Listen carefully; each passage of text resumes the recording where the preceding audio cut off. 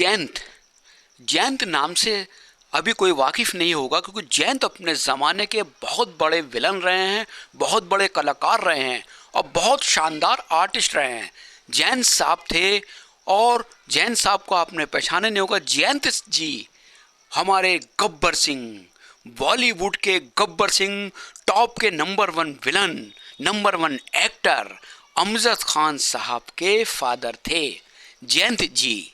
जी हाँ, अमजद खान साहब के फादर थे।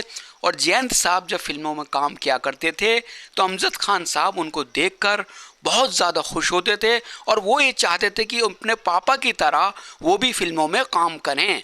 ये उनका एक बचपन से मन में लिए ख्वाब था, अमजद खान साहब का एक्टर बनने का। और साहब ये ख्वाब भी उनका पूरा हुआ।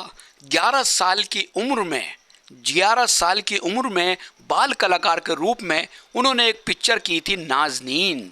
नाज़नीन में उन्होंने बचपन का रोल निभाया था, एक बाल कलाकार का रोल निभाया था और शानदार रोल निभाया था। यार साहब, तमन्ना तो कुछ और थी। फिर उसके बाद इनको एक राज कपूर साहब की फिल्म मिली, अब दिल्ली दूर नहीं। और साहब राज कपूर साहब की फिल्म अब दिल्ली दूर नहीं से इन्होंने दोबारा फिल्मों में काम किया और उसके बाद फिर भी ये संघर्ष करते रहे और इनके फादर जिंदा थे और वो फिल्मों में काम कर रहे थे। तो अमजद खान साहब का आज आपको हम एक ऐसी चीज़ बताएंगे कि अमजद खान साहब ने अपनी माँ की दुआओं को ऐसे बांध के रखा हुआ था। उनका यकीन था कि उनकी माँ ने उनको जो दुआएं दी हैं। 2 फिल्में करने के बाद अमजद खान साहब के पास काम नहीं था तो वो थोड़े उदास से होने लगे थे। तो उनकी माँ ने, उनकी वालिदा ने उनको गले लगाकर बोला कि अमजद तू उदास मत हो, मैं तुझसे आज कहती हूँ कि तेरा नाम एक दिन इतना चमकेगा कि तू फिल्मों के जो हीरो होते हैं उसके ऊपर भारी पड़ेगा, पूरे हिंदुस्तान में तेरे नाम का डंका बजेगा। माँ ने दिल से दुआएं दी थी और ये हुआ भी, ये सच्चाई है। तो अमजद खान साहब माँ को गले लगा के रोने लगे। तकदीर जब करवट लेती है तो वो कह के नहीं लेती, किसको कहाँ पहुँचना है ये ऊपर वाला जानता है। अमजद खान साहब की किस्मत चमकनी थी और ज़बरदस्त चमकनी थी। उसका भी किस्सा आपको हम बता रहे हैं। जीपी सिप्पी, रमेश सिप्पी साहब फिल्म बना रहे थे शोले और इसकी कहानी लिख रहे थे सलीम जावेद साहब। सलीम जावेद साहब कहानी लिख रहे थे। कास्टिंग तो कंप्लीट होती जा रही थी और रमेश सिप्पी साहब की पहली पसंद थे गब्बर सिंह के रोल में डैनी साहब। जी हाँ, डैनी जी को लेना चाह रहे थे, लेकिन डैनी जी उस वक्त फिरोज़ खान साहब की फिल्म धर्मात्मा की शूटिंग कर रहे थे और वो उसको छोड़ नहीं सकते थे, इत्तेफाक की बात। तो फिर उनका सिलेक्शन करना था उनको कि अच्छे एक रोल को ले आए, ऐसे बंदे को जो रोल में लगे कि ये वाकई गब्बर सिंह है। तो और भी कई ऑडिशन लिए गए लेकिन वो और लोग कामयाब नहीं हुए। तो सलीम जावेद साहब एक टेस्ट शो पर एक नाटक, एक ड्रामा देख रहे थे, उसमें अमजद खान साहब एक बहुत अच्छा रोल निभा रहे थे। सलीम साहब को वो रोल बहुत पसंद आया और जब रोल पसंद आने के बाद वो अमजद खान साहब से मिले और अमजद खान साहब से उन्होंने जिक्र भी किया कि आपको जो है हम किसी फिल्म में चांस दिलाएंगे। अमजद खान साहब बहुत खुश हुए। अच्छा, अमजद खान साहब का शौक़ इस कदर रहा कि जब वो 2 फिल्में की इन्होंने, उसके बाद वो निर्माता निर्देशक के आसिफ साहब के असिस्टेंट बन गए। जी हाँ, के आसिफ साहब के असिस्टेंट बन गए और मुग़ल आज़म में उन्होंने आसिफ साहब को असिस्ट किया। वो डायरेक्शन में भी अपना हाथ जमाना चाहते थे कि मैं अगर एक्टिंग में कामयाब नहीं हो तो मैं डायरेक्शन में कामयाब हो जाऊंगा। उसके बाद मुग़ल आज़म करने के बाद के आसिफ साहब ने लव एंड गॉड फिल्म शुरू की, उसमें भी अमजद खान साहब उनके असिस्टेंट रहे। खैर साहब, उसके बाद उसी दौरान के आसिफ साहब इस दुनिया से रुखसत हो गए थे।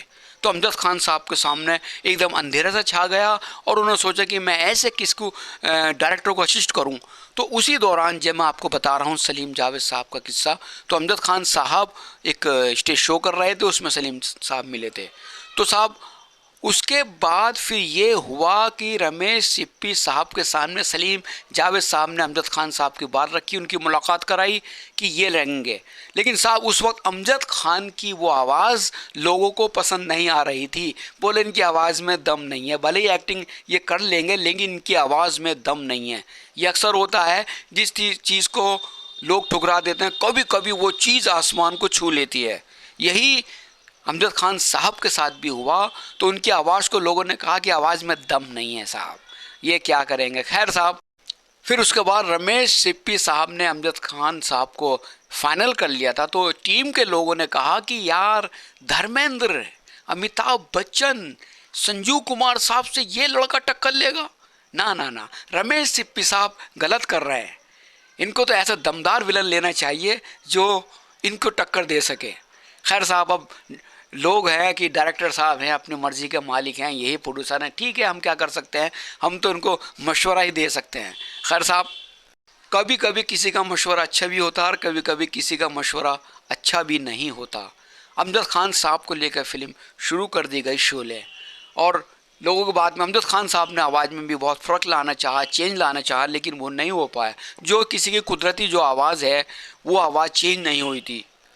लेकिन साहब, किसी को क्या पता था कि कभी वक्त आने के बाद, पिक्चर रिलीज़ के बाद, यही आवाज़ लोगों के दिलों को छू जाएगी, यही आवाज़ के लोग दीवाने हो जाएंगे, और यही आवाज़ हमारे इन ब्लॉकबस्टर एक्टरों पर भारी पड़ेगी। यानी कि एक फिल्म का विलन फिल्म के हीरो से ज़्यादा तालियां बटोरता है, तारीफ़ें बटोरता है, और उनकी पहचान आज भी है। फिल्म शोले का जब भी जिक्र होता है तो गब्बर सिंह का नाम सबसे ऊपर आता है। गब्बर सिंह के ही डायलॉग्स सबसे ज़्यादा बोले जाते हैं। शोले का वो गब्बर, अब आप साहब अंदाज़ा लगाइएगा। और साहब, शोले बनकर रिलीज़ हुई, और ये बताते हैं कि शोले फिल्म पहले हफ्ते बहुत हल्की गई थी, लोगों में कोई क्रेज़ नहीं था। तो साहब, कुदरत की बातें खुदा ही जानता है कि क्या होना, कैसे होना, किसको क्या तरक्की मिलनी है। उसके बाद जो शोले ने कामयाबी पकड़ी है, और साहब शोले नंबर 1 फिल्म बन गई और ऐतिहासिक फिल्म बन गई। आज भी शोले को याद किया जाता है। कोई भी चीज़ ऐसी नहीं कि शोले को लोग भूल गए हैं, और अभी भी राह चलते लोग भी शोले फिल्म के डायलॉग्स बोलते हैं। शोले का वो जलवा जो बरकरार हुआ है वो आज तक ज़िंदा है, और शोले की वो कामयाबी आज भी कामयाबी है, और शोले आज भी यानी कि ज़िंदा है। तो साहब, इसी तरीके की फ़िल्म बनी और वो फिल्म ने कामयाबी हासिल की। आपको बताने की ज़रूरत नहीं है। हमारी नई जनरेशन हो, पुरानी हो, उससे पहली हो, सब ने शोले को सराहा है, और शोले की कामयाबी को उन्होंने भुनाया है लोगों को। और उसके बाद शोले आज भी अपनी जगह वहीं बरकरार है, यानी कि शोले का हर जगह जिक्र होता है। और शोले के जिक्र के साथ सबसे पहले जिक्र होता है गब्बर सिंह अमजद खान साहब का।